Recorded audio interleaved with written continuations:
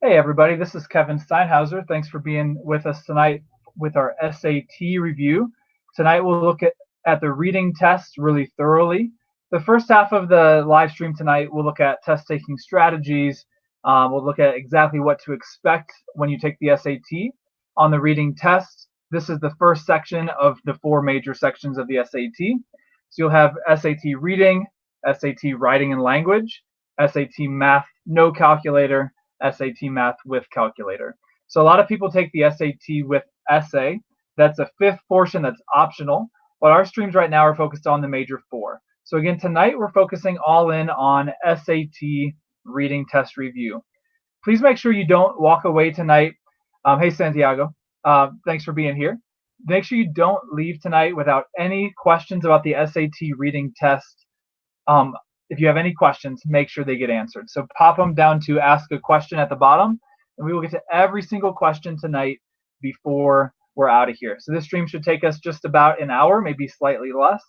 But again, any question you have, make sure you answer it. So that can be anything you come in really wanting to know, go ahead and ask it now, or just as we go, if there's anything that I go a little bit too quickly over, or if you want any clarification, let me know, and I'll make sure everyone's feeling good about what to expect on SAT with section 1, the reading test. So I'm going to flip my slides over and we'll get started with this stream.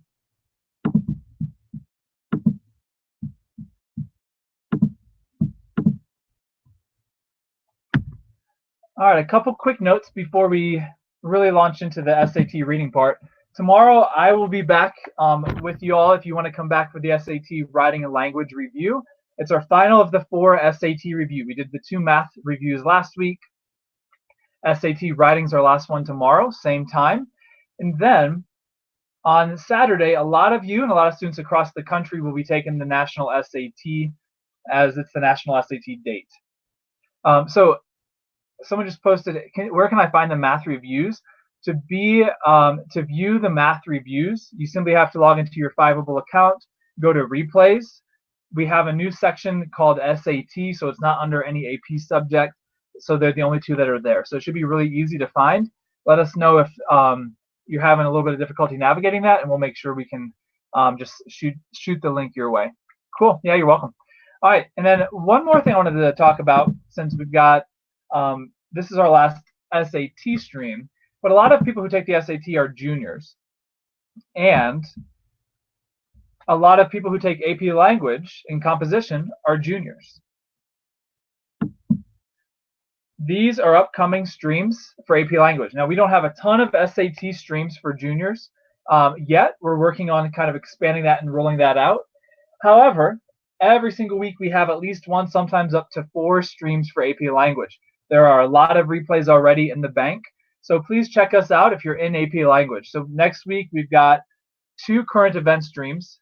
We're going to start doing every single Monday weekly current event streams that also talk about politics, but really everything that you need to know in any given week. And then what we're really doing this week is diving into rhetorical analysis. So not just this week, but this entire month, we'll be doing a lot of streams focused on that. Now, I don't have any streams focused on the SAT essay. However, if you are taking the SAT essay at some point this year, just make sure you check out our SAT aligned streams, which are the rhetorical analysis streams. The SAT essay is rhetorical analysis. If you can do AP analytical writing, you can easily do SAT analytical writing. The passages are just somewhat easier on the SAT, but the skills are exactly the same. So if you want any feedback or any questions you have on what to do with the SAT essay, any of these AP language rhetorical analysis streams are where we can help you out with that. But let's dive into the SAT reading test. So what to expect? Your proctor says go, and you are finally taking the SAT. Now the good news is about the SAT is you can take it as few times or as many times as you like. Obviously you've got to pay for them each time. So some of you have been through this before, but let's say this is your first time. Some of you are taking this just on Saturday. It's coming up very shortly. The proctor will say go, and you will have 65 minutes to answer 52 reading questions. This is historically, no matter like what student you talk to, most students say this is the hardest test in terms of completing it. just getting it done in time. So again, the first half of the stream tonight, we're going to be talking about what to do and like what to expect. And then the second half of the stream tonight, we'll do some deliberate practice, and you guys will actually practice some multiple choice questions with me. So for now, 65 minutes and 52 questions. You can see that's barely more than a minute per question, and that includes reading the 5 passages. So we really have to have a deliberate plan in place for how we're going to maximize our minutes. Let's talk about what each passage is, and let's start a game plan around this. So every passage is going to be between 500 and 750 words, so about a page of the text. They will be generally split up into 2 columns, and it will be 1 page. You'll have the text on the left, the questions on the right. There will be 1 literature passage, and it's almost always the first passage you see. And then there will be, in the next 4, 2 social studies passages and 2 science passages. So the social studies is sometimes historic, sometimes more social science, more modern, like human geography, that kind of stuff. But there'll be 5 passages total. This is how it's split up. Now, one more thing about that. There will always be 1 paired passage. The paired passage will either be a history or a science text. So when I say 5 passages, just know one of them will be split into 2. And it'll say passage 1 and passage 2. They'll be shorter, so it'll be about 1 column each instead of 1 large text that's 2 columns. Now, what that's always going to be is 2 short texts on the same topic, but with different perspectives on the topic. So as you're reading the pair passage, your job is to comprehend and then figure out, where do the authors agree? Where do the authors disagree? If you're thinking through like that as you're reading, you will be very successful. These are, in general, the skills that you'll be tested on part 1 of the SAT, the reading test. So first and foremost, it's just simply a high-level reading comprehension test. Do you understand the text? Do you understand the nuance of the text? Second, inferencing. Can you draw conclusions? Can you read between the lines? And then you see there's some author's purpose questions, there's some vocabulary, and then the last couple are maybe stuff you don't practice often in your English class. Maybe you do, it just depends on how your classes run. But the compare-contrast questions, there'll be usually 3 or 4 compare-contrast questions that are on the paired passage. So again, you should already kind of know what the answers are in your head before you answer them, because you know what the questions are going to be. What would author 1 say to author 2? Where do they agree? Where do they disagree? We're thinking the paired passage here specifically. The compare-contrast questions are specific to the paired passage. And then there will be at least 1, oftentimes there's 2, charts, graphs, we call them infographics. They will ask you to basically analyze the data and not just look at the graph in isolation, but compare the facts and the information in the charts and graphs to the text that you're reading. So you have to read at a high level and then analyze the chart at the high level and see where the information overlaps or where they pair well with one another. So fully expect to get several questions breaking down information from a chart or a graph. Now, let's talk about question format. There's 4 possible answers, A, B, C, D. If you're in AP language, so I'm an AP language streamer as well, and we always talk about multiple choice being 5 questions. Well, SAT is a little bit easier. There's 4. SAT is a college readiness test. You're testing how well are you ready for college. Where AP language, which I'm also a streamer for, is a college level test. Are you already at the college level? So SAT is going to be easier. It's a natural scaffold into the AP exam in May. All right, so there's 10 or 11 questions per passage. Again, there's 52 questions total to have in 65 minutes. So we've really got to think about how to tackle this test. So I teach juniors and seniors, and a lot of my juniors who take the SAT use this strategy. They start with their strength and they end with their weakness. And by that I mean the strength of the type of passage. So we've got science, social studies, and we've got literature. A lot of my students struggle the most with the paired passage. They're just generally often a harder text because you've got to look at 2 things at once and compare and contrast them. So a lot of my students save the paired passage for last, no matter what order it comes in. So if the paired passage is the third passage on the exam, they will skip over it. They'll go to the fourth and fifth passage, and then they'll use any time remaining on the third. Ideally, you have taken some full-length practice tests and you've timed yourself many times before your SAT. Now, if you're upcoming on 11/12 this Saturday already, and this is your first go-around, great. Do your best. Let's learn tonight. But also just know, hey, you can take it again in December. You can take it again in the spring. So you want to get as many reps as you can to really hone in your own personal strategy. But tonight we're going to talk very practically about what my students always tell me is the most successful thing for them. And that's after teaching us, juniors who take the SAT for over 10 years now. So with that said, I'm looking at the trend. Not every one of my students uses these strategies, but the majority do, and the majority tell me, yeah, this is what works for me. So a lot of them start with their strength. Let's say it's literature. They save the 2 science passages for last. Here's why. Ending with your strength, let me say that again. Starting with your strength helps you build momentum and confidence. You're going to be stressed. It's a big test and you want to do your best. So if you know you're doing well, that is a great thing.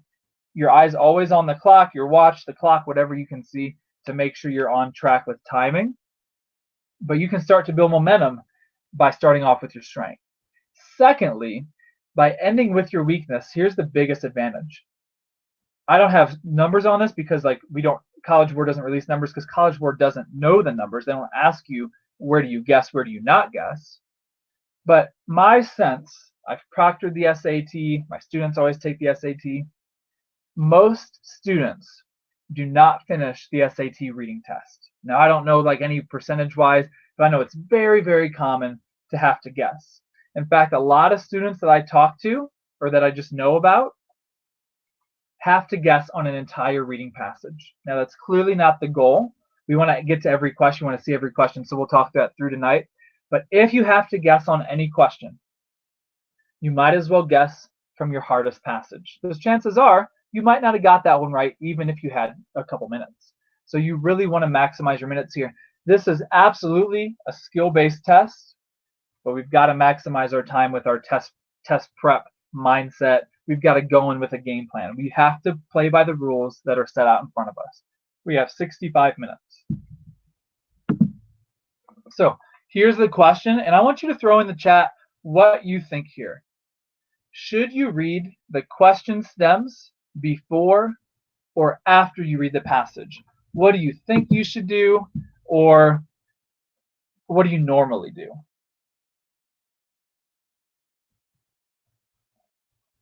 Couple befores, couple afters. I'll tell you the truth. I've been teaching for more than 10 years now. I used to tell my students to read the question stems before the text. And again, what works for most students might work for you, it might not. But I'm going to tell you what works for most students based on the last 6 years when I changed my instruction here. I told my students, stop looking at the questions before you read. Read to read. Don't even worry about the questions. Once you understand the passage, then look at the questions. My student scores with that one change, and that's the only thing we did differently, went up significantly. So try it. But again, you might want to try it both ways and see what's best for you. The ideal thing is understand what works best for you, but I'm just telling you some trends. So my recommendation, if you have not tried this before, don't look at the questions until you've read the text. Here's why. So many students who read the questions first get so fixated on the questions, they start to look for the answers as opposed to start to look for just the meaning of the text. If you understand the text holistically, if you understand just the whole point and the flow of the text, a lot of the questions are going to fall in line and you'll get them right. It's when you start to look for questions in isolation when you start to have problems with whole picture comprehension. So absolutely, some students can read the questions first and kind of hone in their reading, but they're reading at a high level. Just depends on how well you're reading the text. My recommendation, give it a shot. Don't even act like the questions don't even exist for the first several minutes of the passage. read to read, and see how you do. Now, let's talk about timing really practically then. If you have 65 minutes and 5 passages, that is literally 13 minutes per passage on average. Here's my recommendation. You've got to use every single minute. You've got to be on your A game. No brain breaks, no bathroom breaks. You've got to be ready to go. It's got to be the best 65 minutes of the test in terms of timing. So take 6 minutes to read and to annotate. And we'll talk about annotations here in a few minutes. And then 7 minutes to answer the questions. You're flipping back to your annotations and you're going really, really briskly through the text. Once 13 minutes is up, the goal is you are done with the first 11 questions. You're ready to move to passage 2, whatever passage 2 is for you. Again, you can go out of order. But I recommend splitting that time almost in half. First, just concentrate on reading. And then, once you understand and feel confident with the text, focus in on the questions. So again, half the time. Think of it that way. So we are balancing here. A lot of students, like here's 2 flaws here, right? Take too long reading. Like that's a thing. We want to focus in and really emphasize the reading time, but we can't take 10 minutes to read. We won't have time to answer all the questions. So we want to read as well as we can, but as briskly as we can. Now, if you have to err on one side of this scale or the other, I'd rather have you go slightly too long on the reading and comprehension side than the question side. Because if you understand the text better, these questions will fall in line.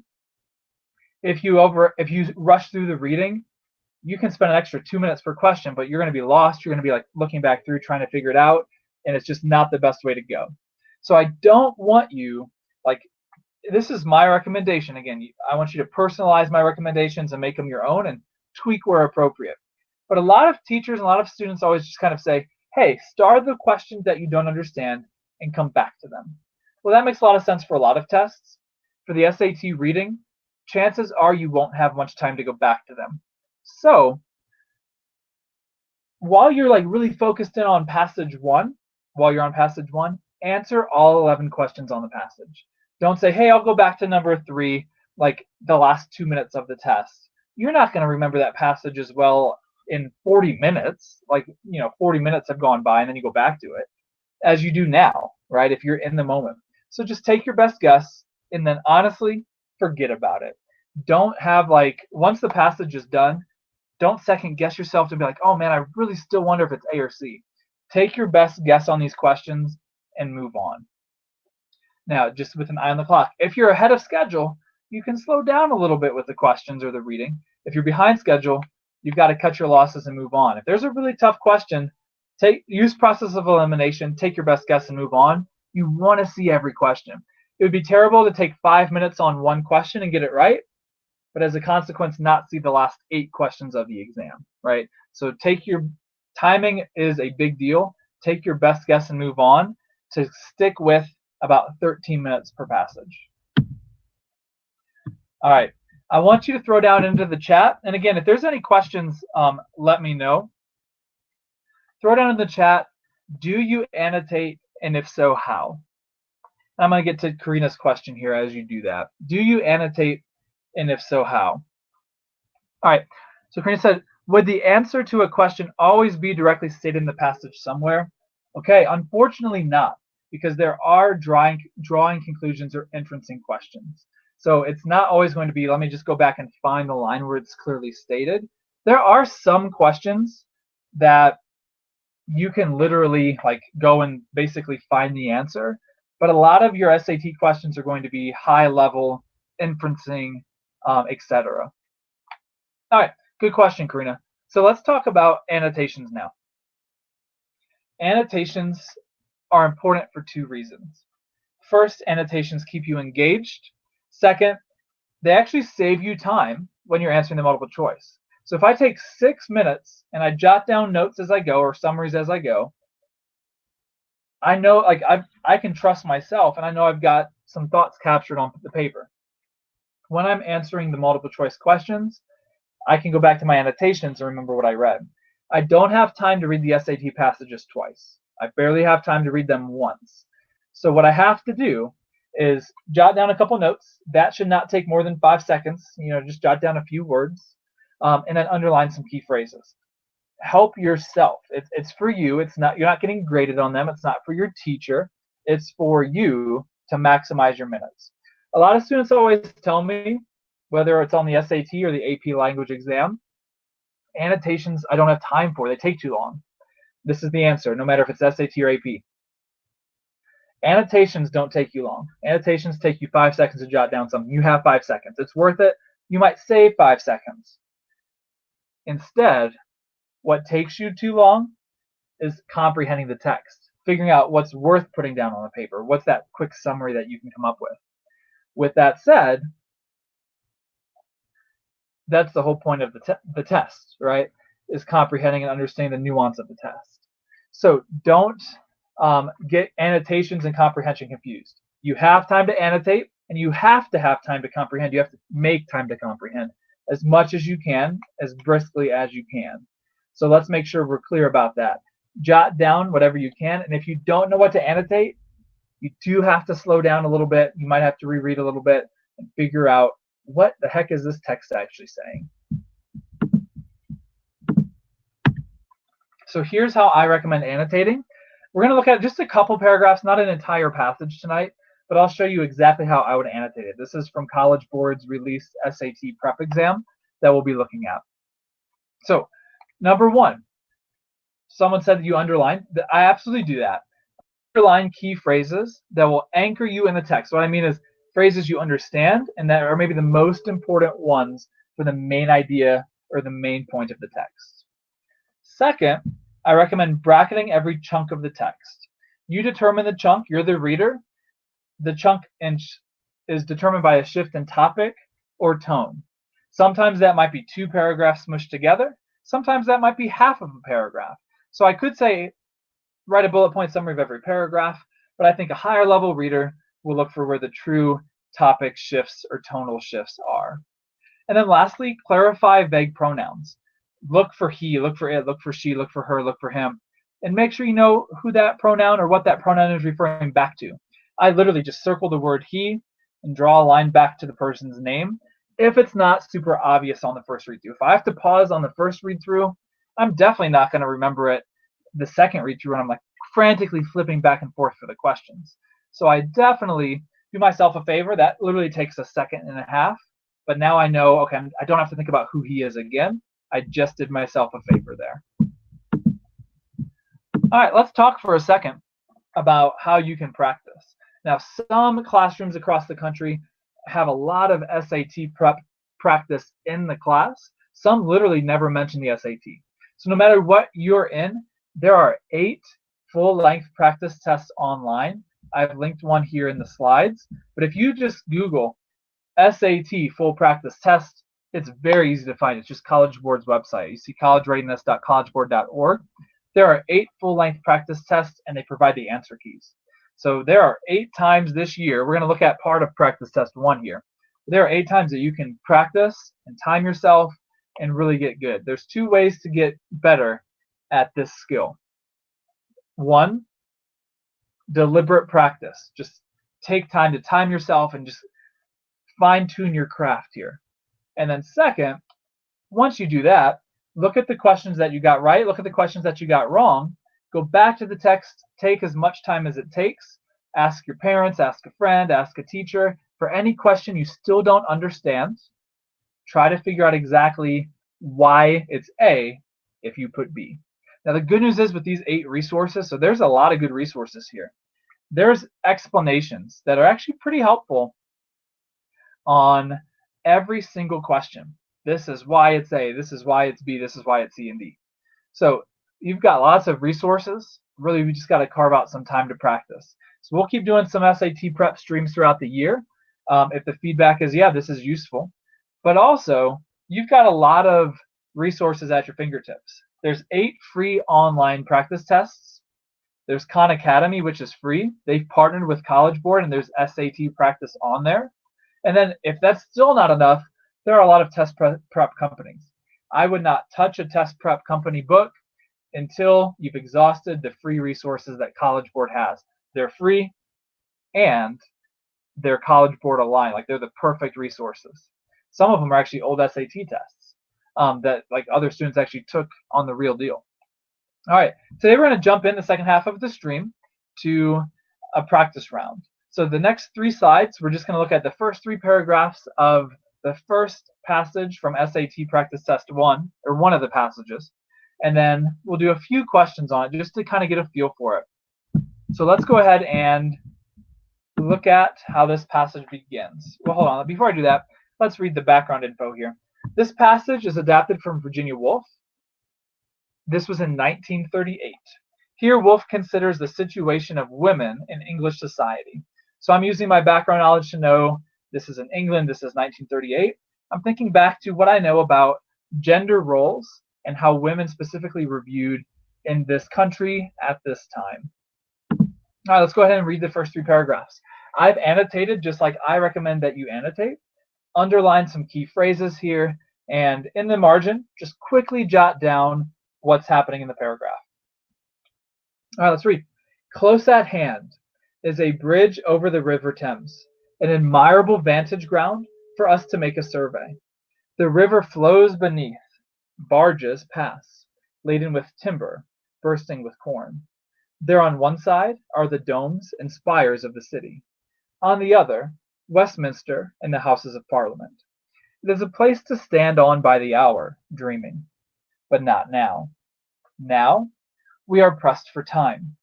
Now, we are here to consider facts. Now, we must fix our eyes upon the procession of the sons of educated men. So at the very beginning, Virginia Woolf is saying, hey, this is a beautiful bridge. You can see all these things, but right now is not the time to just observe our surrounding. It's the time to consider the facts.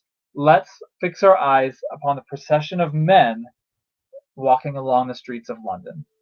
All right, my annotation. This is not the time to dream. I'm quickly summarizing her main points. I don't have time to read this paragraph again. I do have time to just quickly read these like 7 words again. This is not the time to dream. And I'm saying as I'm flipping back to my questions, I will lean on my annotations actually instead of the text. All right, there they go.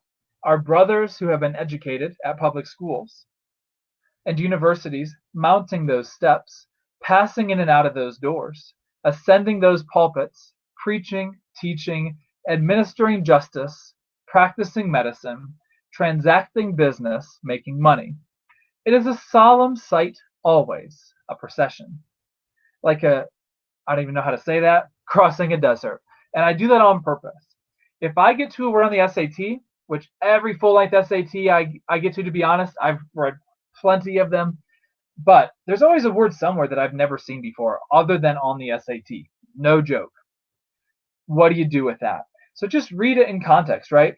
It is like a caravan crossing a desert. She's just talking about the procession there. That's all I need to know. So that's really going to happen a lot on the science passages. You will see really scientific jargony words. This is how I might read that. It is a solemn sight always, a procession, like a blank crossing a desert. It doesn't change the meaning for me at all. So my annotations here are men are in positions of power. You can see that throughout. They're the ones who have been educated, and she talks very at length about all the powerful positions that the men have in her society. All right, here's the next slide. And this is actually the last bit that we'll read of this text. So the text is longer. This is just the first 3 paragraphs. But just to get a feel for the style of SAT reading passage. And then we'll do some questions that are about these 3 paragraphs. All right, and you can see how I annotated the first sentence here. The first sentence is long. I'm just underlining the key phrases as I go. So I'm underlining the necessary information. If there's some extra info, I've got to read it. I've got to understand it. But I want to only underline stuff that's most important to me. So actually, before I even read, look at the last sentence. We need look passively no longer. That is what I underline because that's all I want to reread. I don't have time to reread all that stuff in the middle. I'm going to read it once. I'm going to comprehend it once, but that's all the time I have. So let's read the whole thing.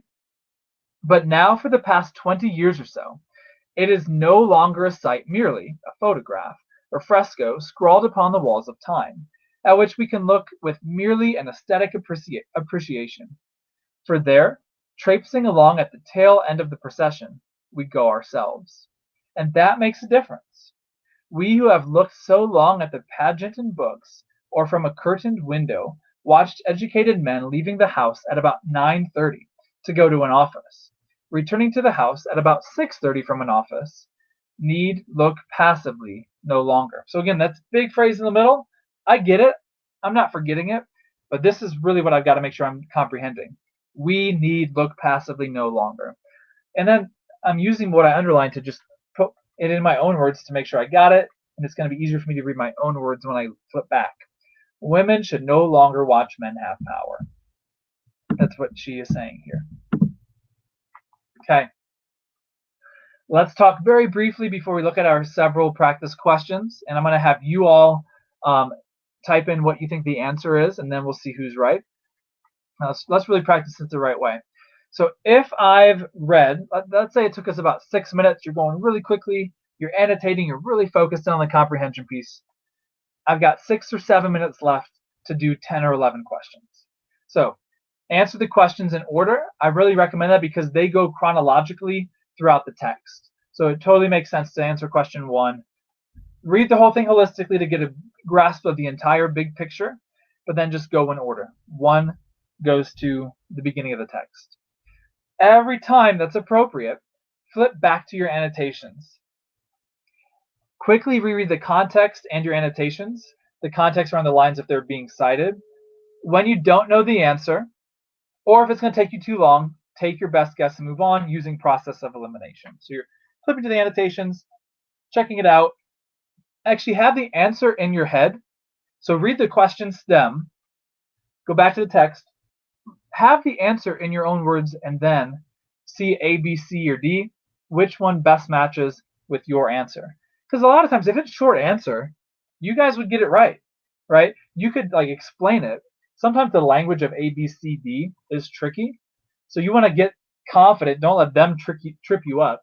What's the answer? And then you're just kind of matching. Okay, here's my answer in my own words. Which one basically pairs with me?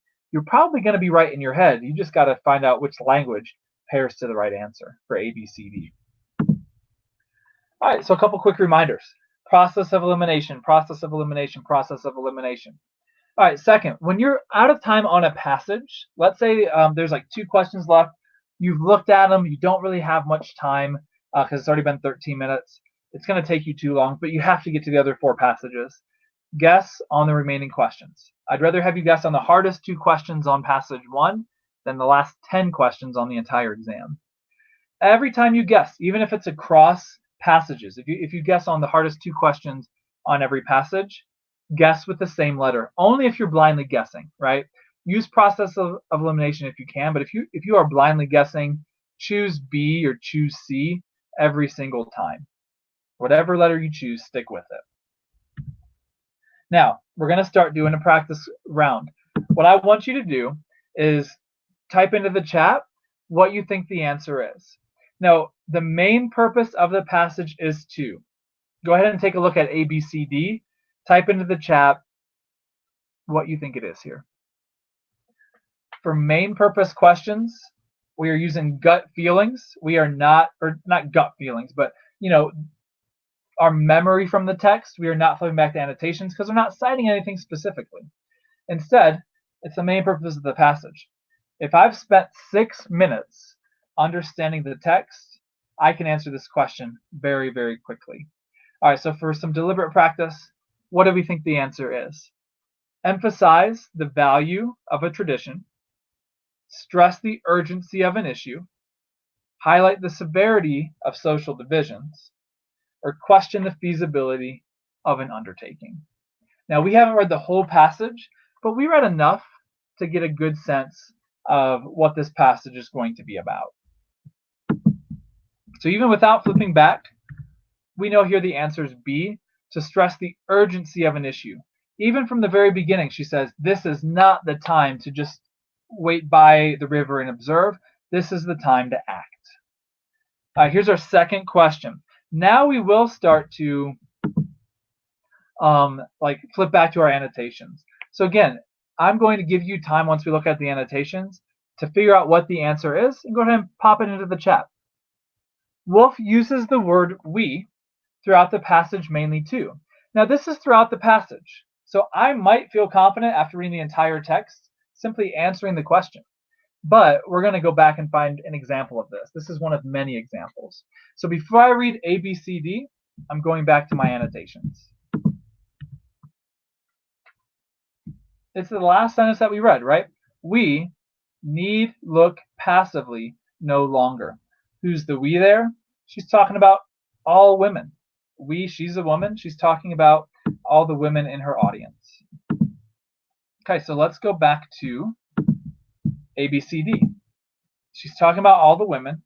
So in my own words, she uses the we throughout the passage mainly to blank.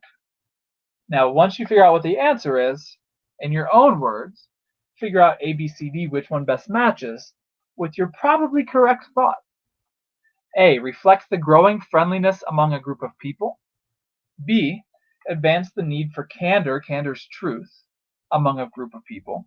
C, establish a sense of solidarity among a group of people. Or D, reinforce the need for respect among a group of people. All right, so let's see what we got. Answer, C, establish a sense of solidarity among a group of people. All right, let's do another practice question. Same thing. We're going to, it doesn't cite a line, but I remember what part of the text the bridge was in. It was in the beginning. So according to the passage, Wolf chooses the setting of the bridge because, now I'm going to go back to my annotations, refamiliarize myself with the bridge. She says, now we must fix our eyes upon the procession. Remember, she's standing on the bridge in the first paragraph. The procession of the sons of educated men. So why does she choose to set the bridge there? Well, let's read and let's figure out which one best matches with our answer. And if you feel like you know the answer, go ahead and jot it down in the chat here. A, it's conducive to a mood of fanciful reflection. B, it provides a good view of the procession of the sons of educated men. C, it's within sight of historic episodes to which she alludes. Okay, there weren't historic episodes really in the first paragraph. I'll tell you there weren't really any in the rest of the text as well, so we can cross that one out first. Alludes is like allusion. And then D, it's symbolic of the legacy of past and present sons of educated men. Okay, what do we think it is? A, B, or D? We crossed out C.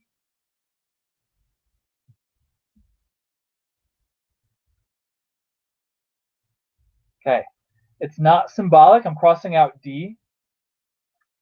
It's not symbolic of the legacy of past and present. That might be part of it, but it's not a symbol. It's literally where she's standing, looking at the men as they go by. Our best answer here is B. Provides a good view of the procession of the sons of educated men. This is a literal view of the procession, not a symbolic view. A good comprehension of paragraph 1 gets us there. All right, another one. Wolf indicates that the procession she describes in the passage, let's just quickly go back to the procession. Here's a sentence about the procession. For there, traipsing along at the tail end of the procession, we go ourselves. So the procession is all these educated, successful, powerful men walking around underneath or nearby the bridge. And then finally, at the end of the procession, there's the women. Let's go and look at the answers.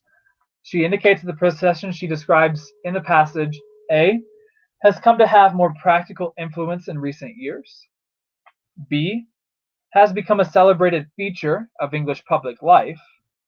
C, includes all of the richest and powerful men in England.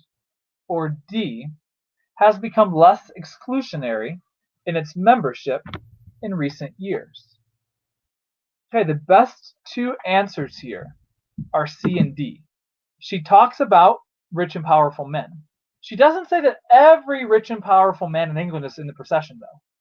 She never says that. She says, look at all these rich and powerful men. She never says all of them are there. So C is the second best answer. D is the best answer. The we at the end go ourselves. That's the women who are finally, even though they're at the end, they're finally part of the procession. It's become less exclusionary in its membership in recent years. Best answer, D. Now, I want to talk about this. This is our last question here of the night. So we'll end a little under an hour. If you have any kind of last minute questions, pop them in to ask a question, but we'll start to wrap up after this question. I wanted you to see this type. Which choice best provides the evidence for the answer to the previous question? It's two things here. If you're really stuck on this question, and you notice that this question's right after it, if you don't know where to look, start with line 12.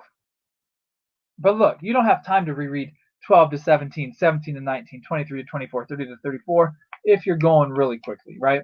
If you're doing 7 minutes of questions in 11 questions in like 7 minutes, that's like 40 seconds a question. You don't have time to reread 4 long sentences here. But if you're stuck, this is a good starting point. Second, you can't answer this question without flipping back to the text. It is literally impossible.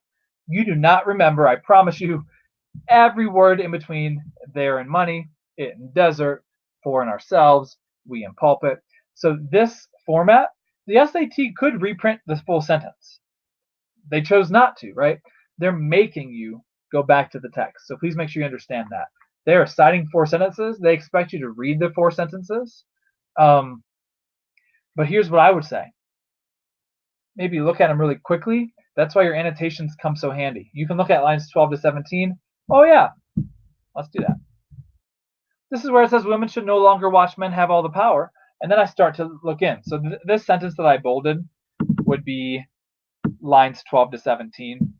For there, traipsing along at the tail end of the procession, we go ourselves. So we know the best answer.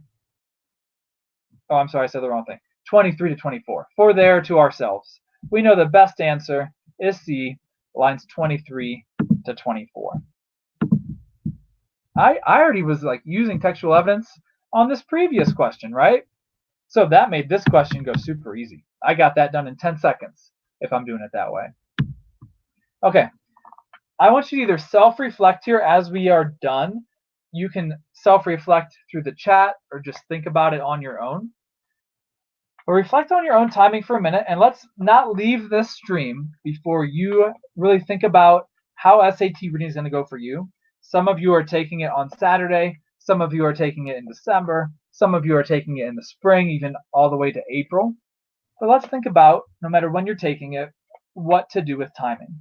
So first, and you can throw this down in the chat, or you can just think about it. Do you generally read too fast or too slow on timed assessments? And that is not a typo. It is very possible to read too fast. If you are reading too quickly and not comprehending, that is just as big of a problem as if you're reading too slowly and not getting to every question. The whole thing is we want to maximize our minutes here. So I want you to think about that, and then I want you to make some adjustments. So next time you do a timed reading, and if you usually go too slow, pick up the pace and see how you do. Obviously, like, it's easier said than done. If you go too fast, slow down. Let's see if you get more questions right. All right, here's my final thought for tonight. What can you do to improve your timing? We've talked a lot about some strategies tonight. The number one strategy that works for my students is don't worry about the questions yet. Worry about the text. The questions will fall in line. Some other strategies we talked about: answering the passages in a specific order, starting with your strength, ending with your weakness. Some other strategies we talked about are just process of elimination. Don't get sucked into a question or sucked into a passage. You do not want to be one of the many people. There will be hundreds of students this year who don't even read an entire passage on the SAT. They will guess on the last 13 questions. That might be you if you're not fully prepared, right? If you don't know that that's a thing. So making sure you get to every single question is key. All right, tomorrow we are doing the same thing. We'll run through some strategies and we'll run through some practice questions. We'll actually run through an entire passage with some College Board practice questions for SAT writing and language. That's part 2. It's equal to the reading portion of the exam, even though it's a shorter test with less questions. So the questions, therefore, are more important than the 52 here because they're weighted a little bit more heavily. So tomorrow's stream is very important, and actually a lot of people just don't study SAT writing and language. When you do, the ceiling is so much higher. There's just some things that once you know that these are the type of questions that ask, your scores will go up. So I hope you can be here tomorrow for SAT writing and language. And remember, if you're an AP language and composition student, come on in, check us out every week. A lot of Mondays and Tuesdays we're streaming. We do a lot of multiple choice and essay feedback. So come on in, check us out, and feedback is always welcome. So let us know what else you'd like to see Fiveable and specifically the English side do more of, and we will be here with you all year. All right, have a good night, everybody. Hopefully we'll see you tomorrow.